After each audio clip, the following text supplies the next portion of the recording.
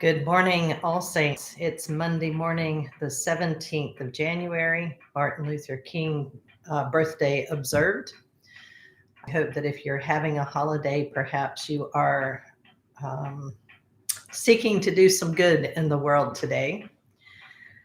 I wanted to reflect a bit this morning following the violence at the synagogue in Colleyville, Texas over the weekend on antisemitism and how our silence on it, our failure to address it only perpetuates it. According to the Anti-Defamation League, in the year 2017 saw an almost unprecedented spike, not just in this country, but around the world, of anti-Semitic acts of violence. The rhetoric of which and the violence of which I witnessed in Charlottesville when the marchers on the campus of the University of Virginia were shouting Nazi slogans and "Jews will not replace us." But there was the hostage situation over the weekend, which, thank God, none of the hostages was killed. Sadly, the gunman was. I do not celebrate anyone's death, whether they were perpetrating violence or not. But what has arisen, and what even before the situation had been resolved, was an increase in people expressing anti-Islamic sentiments. And then, of course, there's the person who chose a synagogue. And a lot of the rhetoric I was hearing around that was that it wasn't necessarily directed at that synagogue, therefore was not an anti-Semitic act. But the very fact that this person chose to make this stand in a synagogue is an anti-Semitic act.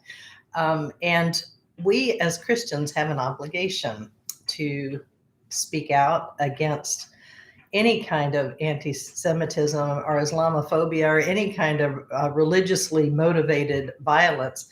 But we have a particular responsibility to our Jewish kin, because a lot of that finds its origins in the Christian story.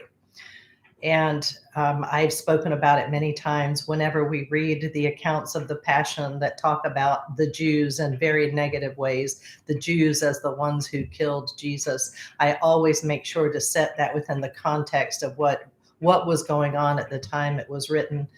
And there's a lot of anti-Semitism that most of us just come to. It's part of our background noise. And there are many Christian traditions in which the God of the Old Testament is horrible, and the God of the Christian scriptures is great and all about love. And that in itself is a misreading of scripture, and is an anti-Semitic statement, because it's saying that the God of the Jews is not the God, the monotheistic God of the three great religions of the world.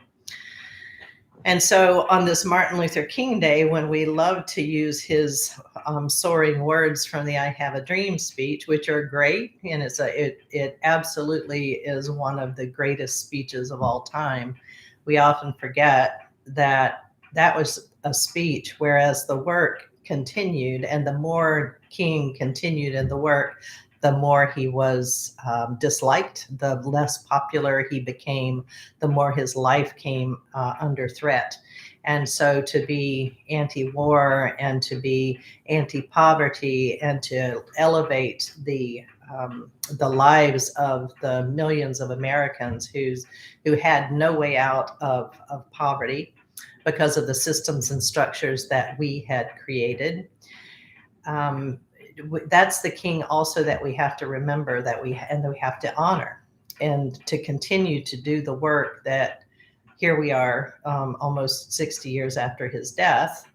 And sometimes it feels like the more progress we make, the less progress we make. One other thing that I wanted to talk about with Dr. King is that he surrounded himself with faith leaders from all kinds of traditions, including rabbis. He believed that it was not just the work of the Christian, it was the work of the human being, no matter what faith tradition you followed. And so he was also one. And he took a lot of criticism for that as well, because in the South, at the time when he was marching and working and preaching, Jews' status was as precarious as the Black person, and in many quarters continues to be marginalized. And so I would encourage you today. Um, there is not a synagogue in this country that I know of that does not have some kind of armed presence during its worship services, at least those that have the means to do so. I've been trying to avoid the news from Texas because so much of it over the weekend was speculative and continues to be about the motives of the person who did this.